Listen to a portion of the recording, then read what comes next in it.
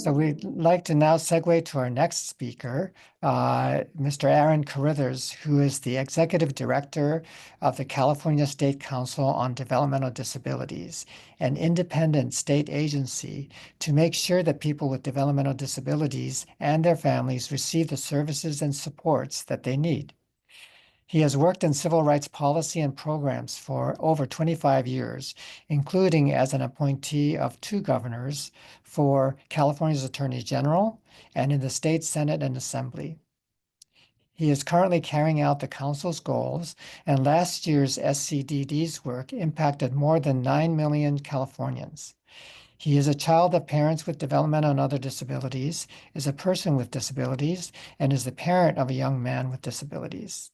Please welcome Mr. Carruthers, who will be talking about recovering from the pandemic moving forward. Thank you so much, Dr. Takayama, and thank you so much, Dr. Kripke, for having me here today. It's wonderful to be here, and thank you for that nice introduction. There were a few details that I was going to include in saying hello to everybody, and you got the really good ones, especially are the ones around the family. Thank you so much. Hello, everybody. Good morning. Thank you for being here. I'll take a moment to share my PowerPoint. So hopefully you can see the main slide, and it's a title slide that just orients us to where we are in today's conference, but also for this panel. We're in session 1 about being the change we need. And my topic that I've been asked to speak on is recovering from the pandemic, moving forward. Those are huge topics. And thank you, Drs. Kripke and Takayama, for the opportunity to really go in a couple of different directions. I hope in my presentation, I will bring together all 3 of these elements within the next half an hour. Starting off with the disclosures, I have nothing to disclose. So moving on. Just a little bit of an overview about the State Council on Developmental Disabilities. As Dr. Takayama said, we are an independent state entity created in federal and state statute to build capacity of individuals to advocate and make changes in the system. Those are our 3 words in federal law and state law: build capacity, advocate, change systems. But these are a little wonky. What does it mean?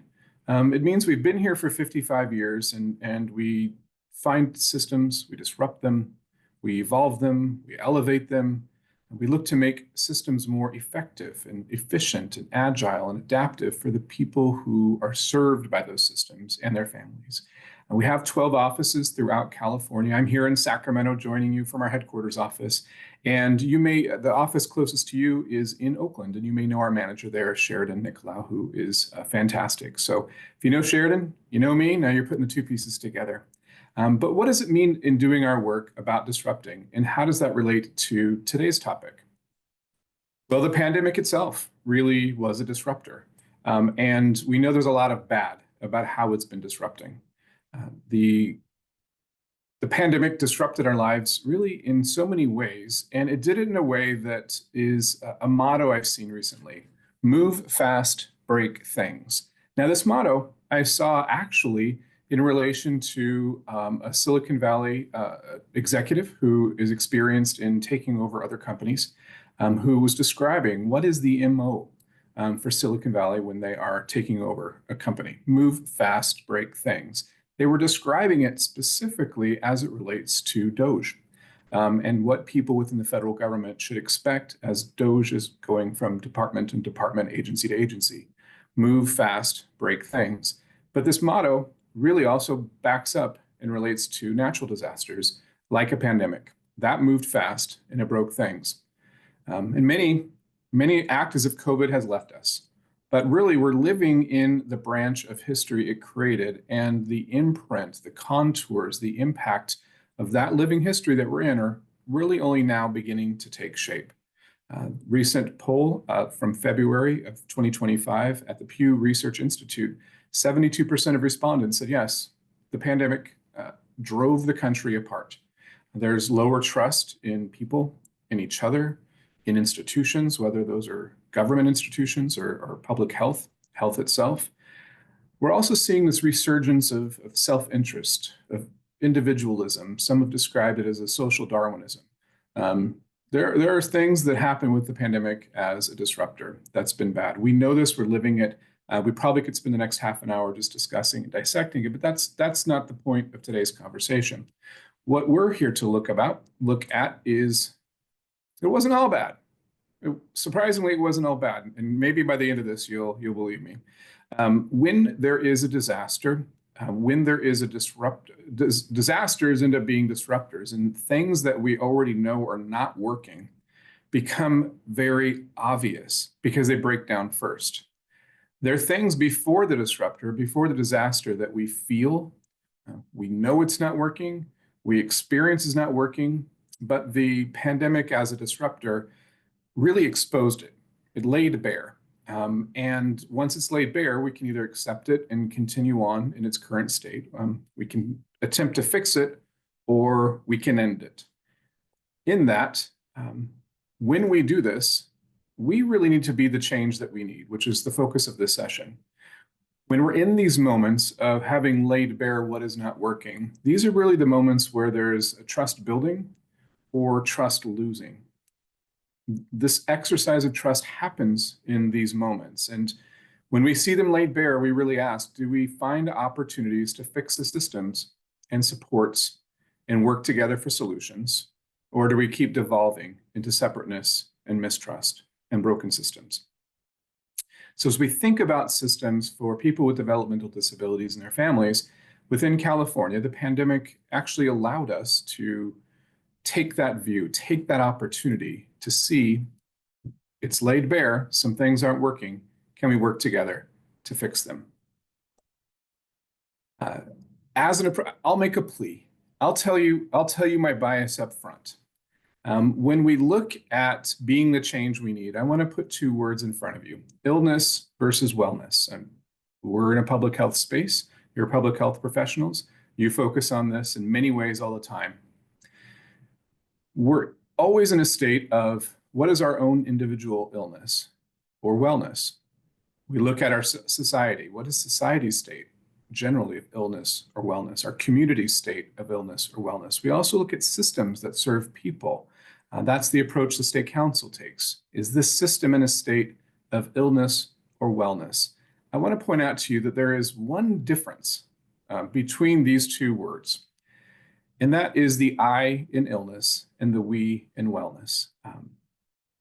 That's the difference. We know it human, biologically, systemically, organizationally, as communities. When we go it alone, we go in a path that lead to illness. When we go it together, it's a path of wellness. And the good news is, within California, within the developmental disability system, there are many examples that we are coming together for solutions. And in fact, today's panels that are coming up focus on some of them. Let me highlight some of them for you. Just in the past year, just since the pandemic, there are significant, past 5 years, there are significant changes that are happening within the California system for people with developmental disabilities that really is taking up the opportunity of the pandemic and of COVID as a disruptor to evolve and adapt and elevate services. 3 examples on this slide that you'll have panels about later today, so you can get further into detail, more in depth. One is the master plan on developmental services. This was asked for by the governor. It's being led out by the California's Health and Human Services Agency. And the words from the governor are from agency. They're looking for bold ideas to tackle the system's most ingrained and complicated problems. Actually, ingrained, complicated, those are my words. Here's the governor's words. Looking at the system's accessibility. Can people who are entitled to the system actually access it? So different version of accessibility than we typically think about in disabilities field. It really is just a matter of it's here, it's entitled, can I get it? Can I find it? And once I find it, can I get the services I need? There's also a focus on quality, so that the quality is being measured, is high. We want evidence that the money and the services that we're putting into the system result in good outcomes for individuals and people. This is an interesting task. As you all know from a public health perspective, The Lanterman Act is built on individual needs and individual responses, but typically outcomes and quality are measured in group. So there really are tasks underway to look at how do we adapt, making sure we stay true to the spirit of the Lanterman Act of individual needs and individual responses, but also being able to tell the story of quality in an aggregate way. The third piece the master plan is to look at is equity, equity for all consumers. So again, you'll have, I think maybe the next panel is about this master plan. So you'll get much, much more about that. Another change that's happened just in the past year, 5 years for the California Developmental Disabilities System is engagement with tribal families. Of course, tribal families were here before the systems existed, but now there's been a sort of awakening within the systems about the needs within tribal families and really doing targeted interventions to make sure that the system is available, system for families that live in tribal lands. You'll have a panel later today with Season Good Pasture, who will tell more about those experiences. Another disruption within the past 5 years is looking at supported decision-making. Supported decision-making comes from the just revolutionary idea, if I can use a little humor, revolutionary idea that people have their own views on decisions that impact them. And there are ways to find that, communicate that, even if there aren't typical ways. We know in our system there's a gravity, there's a pull towards conservatorship, which makes sense for some people in many cases, but it may just be a permanent solution for a temporary situation for other people. When the courts deem somebody's situation is so severe that they should have their rights removed, and given to somebody else, courts are usually pretty slow and cautious about returning those rights. Well, what if there's another tool for somebody who's in that middle space? What if there's another option? So supported decision-making is a panel that you're going to hear about later today from Judy Mark as they are looking at that specific rolling out within California because the legislature granted $5 million to create a supported decision-making technical assistance program. Also changed some of the laws around conservatorship to make supported decision-making more of a possibility. So these are just some positive outcomes of the pandemic as a disruptor. That's all this has happened within the past 5 years, and that you're going to have panels on later today. But let me talk about some that you won't have panels on, but are still very important disruptors. Using COVID as a disruptor to evolve and adapt and elevate services, we have now successfully phased out subminimum wage in California. Subminimum wage was the practice of paying people with developmental disabilities less than minimum wage, often by piecemeal in places called sheltered workshops. Their piecemeal work could end up earning maybe about $2 an hour. From the council's point of view, we sponsored the legislation. This was an exploitation of the labor, the effort, the work of people with developmental disabilities. When the pandemic happened, all the shelter workshops shut down. And we saw that disruptor as an opportunity to fight back against the argument that these can't be closed. Well, nobody's in them. Let's close them. So the legislature and governor agreed, phased out subminimum wage. January 2025 was the deadline. Nobody should be paid subminimum wage anymore. And something amazing happened. The arguments against doing it was that we're going to have a generation of people who will go home, be on the couch, and nothing will happen because they can't be employed anywhere else. And the results were not true. Tracking what happened to people after they were no longer paid subminimum wage resulted in us finding out over 1,100 adults moved from earning $2 an hour to earning at least minimum wage. This is the largest employment effort I think we've ever seen for adults with developmental disabilities. This is an amazing outcome. This is a policy success, and it's evidence that some disruptors work and work well. There's still other people we're tracking. Many others went into day programs. Maybe about 9% of people who left subminimum wage are receiving no services. Went home, they're on the couch, but the system's still engaged. They know who they are, and there's still opportunity to bring them back in to regional center supports and services.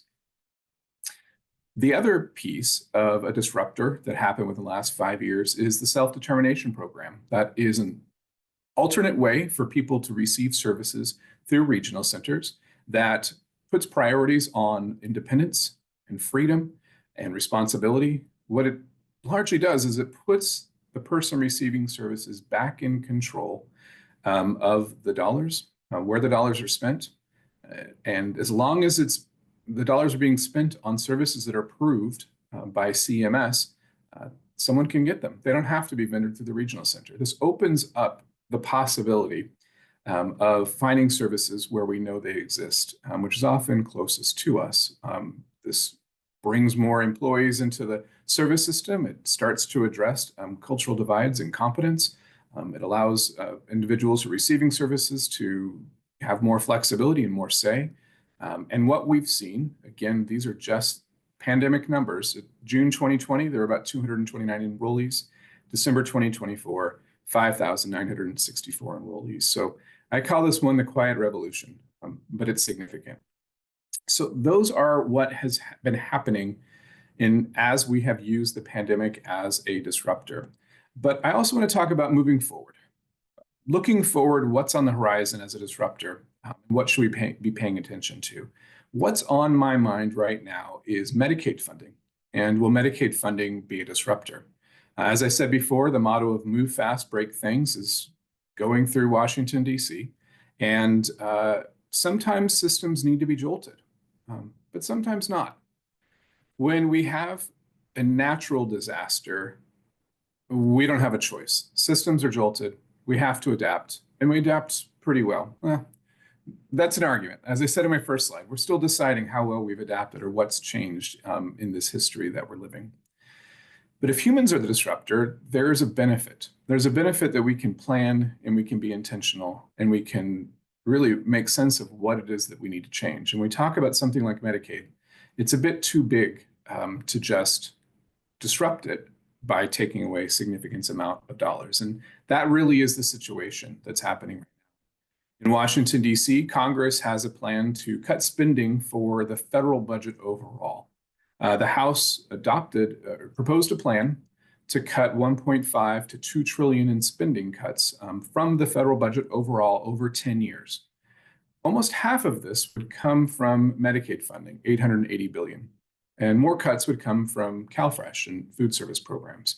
So this would mean much less money from Washington, D.C. to California for Medicaid and other programs that people with disabilities and older Californians and people need to live independently. Because this is on my mind and because this panel is recovering from COVID, but looking forward, I want to spend some time on this one as we look forward. So just to level set, in case, make sure everybody's starting on the same level of knowledge. So Medicaid is really just a health insurance program that's run by the federal government and states to provide health care for people with disabilities and seniors. 43% of Californians are in programs funded by Medicaid dollars. So that's a little over 17 million Californians would be severely impacted by cuts to Medicaid fundings or other programs. We have the details here of how they break out. The vast majority of people who are in Medicaid dollars are in our different Medi-Cal programs. That's 14.5 million people. CalFresh is included here. It's not funded by Medicaid, but it's another program that is identified to be cut to make the goals that Congress has set. That's another 5.5 million people. We can see separately there's about 1.8 million people who are working and getting health insurance through Covered California. That's the Affordable Care Act, but there's also individuals who are benefiting through the Women's, Infants, and Children in-home supportive services through IHSS. Of course, 480,000 people through regional centers and 59,000 people foster youth, all funded with Medicaid dollars. So often when we look at the numbers about how many people are Medicaid, the numbers just focus on who's in Medi-Cal. When I go back to the numbers and start adding the different programs, but also removing people who are in multiple programs, we come with a much bigger impact.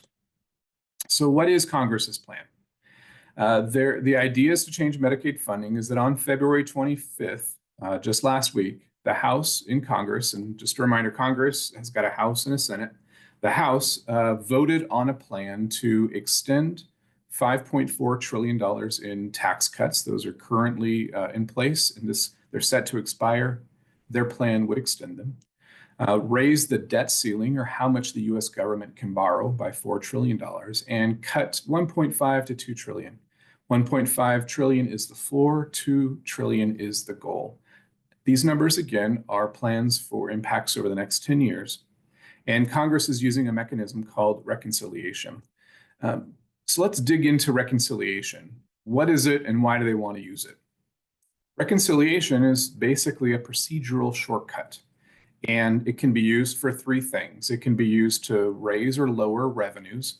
It can be used to raise or lower revenues. It can be used to raise or lower expenditures, and it can be used to raise or lower the debt ceiling. So that's only how it can be used. And in this case, the plan that the House passed is to lower revenues by 5.4 trillion through extending the tax cuts, lower expenditures by 1.5 to 2 trillion dollars, but also increase the debt by $4 trillion. So that is how reconciliation can be used and how it's being proposed by the House in this instance. But why use reconciliation? Well, it's quicker. There aren't hearings, there aren't briefings, there's limited debate about it, there's limited amendments about what can happen.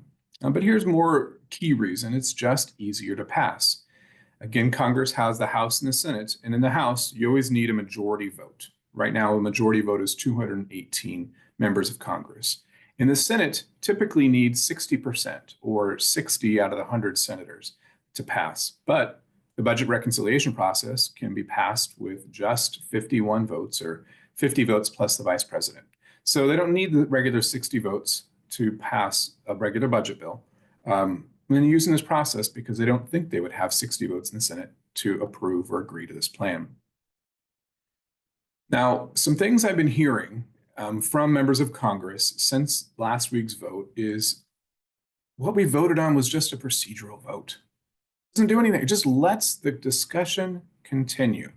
Well, this is technically true, but here's the process for reconciliation. Step one is passing a budget resolution, and this sets the goals and the targets for the spending cuts. Step two is then the budget reconciliation. That has the details on spending cuts. So what the House voted on last week was their version of the resolution. But here's the thing, is that the resolution sets the targets and the reconciliation must meet those targets. So really, a vote for a resolution binds what's in the reconciliation. So when they say it's only a procedural vote, technically true, functionally not true. Functionally different. Something else I've heard: the resolution doesn't say Medicaid in it anywhere. Well, that's technically true. But the House's vote on February 25th to cut the 1.5 to $2 trillion also included some specific instructions to different committees.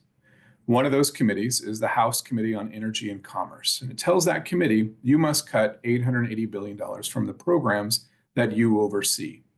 Now, here's a nice graphic from the New York Times about that committee and what that committee oversees. It oversees Medicaid, it oversees Medicare, and a few other programs.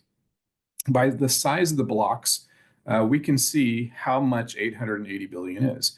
Now, Congress and the president have already said, we're not going to touch Medicare.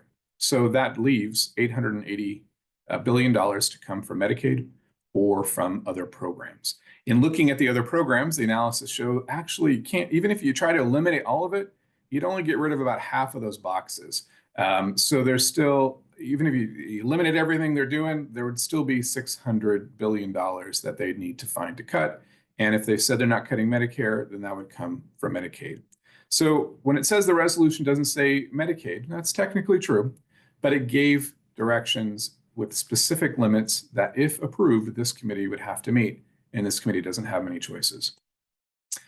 Well, the committee, if this all passes, the committee may do certain things. They may call it something else. We may call it work requirements, or we're not cutting anything. We're just putting in work requirements, or we're still funding Medicaid. We're just going to do per capita caps. Or, hey, you know what? We're going to change how we're doing it, and we're going to fund Medicaid. We're going to fund programs. We're just going to give block grants. In doing any of these, each one of these actually has a price tag associated with it. So a cut by any other name is still a cut. So whatever the approach is, if this is approved, would mean states would get much less money to pay for Medicaid programs. Now, please note the Senate has their own ideas. The Senate passed their version of the resolution, which has $320 billion in spending cuts, very different from the House's version of a goal of $2 trillion. $320 billion over the entire federal government versus $2 trillion over the federal government. The other thing to note, as I said, this is in progress. It's actively in play, so these ideas could change. When I talk to the community, and I've been doing a lot of talking to the community, individually over the past 2 weeks, I've talked to over 1,000 people. What I'm hearing at times is this won't happen, or they'd never do this, or more insidiously, this will happen to immigrants, not us. They're talking about immigrants. Well, the reality is this is happening, and Congress voted on it. It's in print, and the cuts are so big that it's going to happen to everybody in the programs. There's no way to carve out that it's going to happen to only them and not me. Another thing I'm hearing is that the president said this won't happen, and he's going to protect Medicaid. Well, cutting $2 trillion can't be done without cutting Medicaid or Medicare. And that is the conclusion in the statement from the nonpartisan Congressional Budget Office that they issued yesterday. It's headlines today. So if the past is any lesson for the future, it's that in 2017, Congress looked to cut Medicaid funding before, and they used the reconciliation process. It really only took 2 months to go through all the steps, and it was defeated by 1 vote. So many advocates are using that lesson as instructions for what can be done this time. The margins in Congress are very close, so really looking at a 1-vote strategy. But how fast are we talking about? Well, as I said, the Senate approved their resolution on February 21st. That's the $320 billion in cuts. The House approved their resolution on February 25th. That's the $2 trillion in cuts.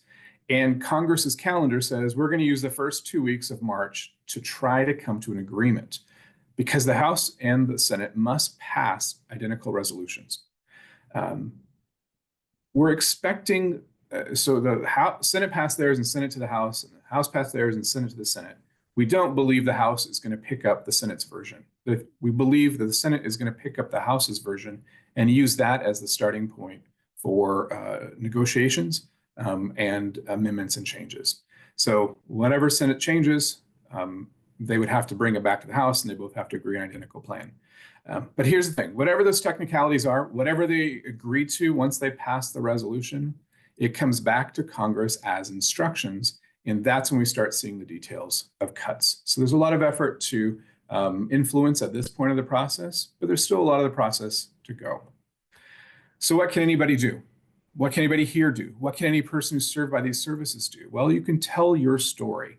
Your Medicaid story is important because representatives need to know how Medicaid helps you and your families, what it would mean if to your life if the services you receive, the supports are stopped. Here's what's key. People's lived experience makes them an expert. They know more about these programs than the individuals who are voting on them. And because of that, voice is really important to make sure that the representatives understand the impact of decisions and cuts like this. Medicaid's a big word. Doesn't talk about all the different programs. $880 billion is a big number. Sort of gets depersonalized. But when people are there telling their stories, it brings the human face and experience and impact back to the conversation.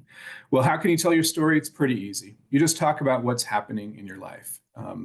And I've got other trainings where I go into much more detail into how to tell your story and who to tell your story to. I'll put my email address so that you can contact me if you'd like to come to one of those. But telling your story is just, my name is, and I'm your constituent, and tell them who you are. I'm a person with disability. Tell them what your life is like now because of Medicaid programs and how these programs make it possible. Tell them all the good stuff and tell them how these programs pay for it. And then tell them, really, cutting funding means I can't live my life as I do now. So, in conclusion, I told you we're talking about being the change we need, recovering from the pandemic, and moving forward. So, recovering from the pandemic, we see a lot of things that worry us and changes to society, but we have every reason to be optimistic about our ability to solve the problems together. Moving forward, there really are serious threats of disruptions that we must act on together. And in being the change we need, this is my call, my plea to all of us. It really, truly is the only thing that we know keeps working, which is working together for solutions and telling our stories. Thank you so much. That's my presentation, and I'm happy to answer any questions. Mr. Carruthers, thank you so very much for a very comprehensive description of what is going on at the federal level.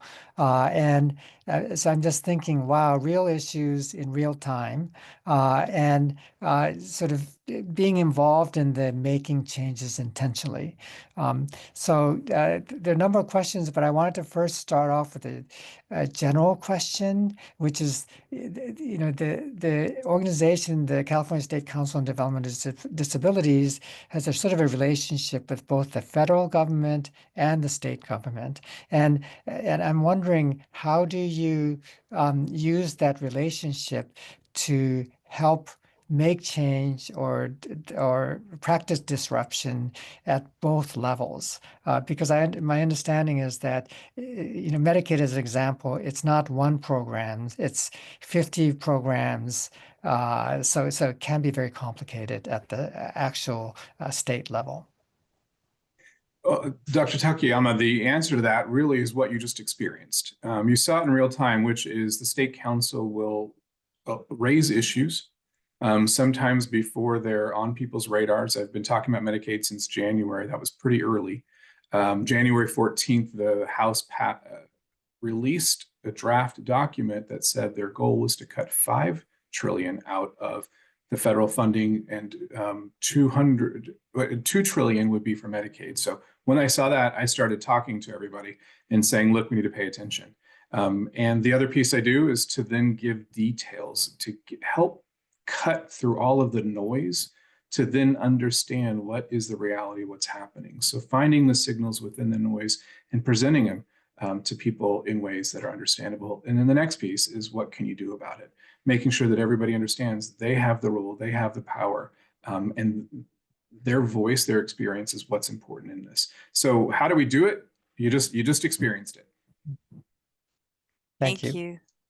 There's a lot of appreciation for the clarity of your presentation and the timeliness of it. So I just wanted to let you know that you were getting that feedback. Getting back to COVID, and the Department of Developmental Service and the regional center agencies were very concerned about making sure that after the pandemic, we still had a service system and that we took care of the service providers that do the important work for our community. One thing that we learned in COVID was that many families of color prefer to hire family members or have in-home services rather than center-based or agency-based, and the large service providers were taken care of and continued to get paid, even with, in my opinion, very little expectation. They didn't even make phone calls to many of their clients during the pandemic. And now we have workforce issues, we have in terms of hiring, and now we have now we have trying to get people who got used to a COVID level of service ramping up to a different level of service, and that has been difficult. And I appreciate your voice as a family member, a client, a person with a disability, because a lot of our regional center agencies and the Department of Developmental Services leadership is coming from the service provider. And, you know, we should all be together, but I'm wondering what you think about the balance. Dr. Kripke, there was a lot in your statement just now. Would you maybe just restate the question that you'd like me to address?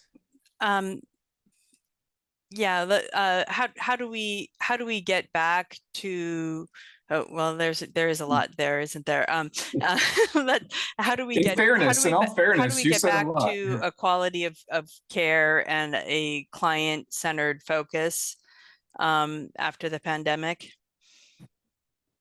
I'm optimistic about a few things. One of them, I probably should have included in the slides. I talked about it, but I didn't label it. But it is a program called the PAVE project, P-A-V-E, if others have heard about it. And this effort that has been funded by the legislature is to find a way to systemically measure outcomes that are really individually based.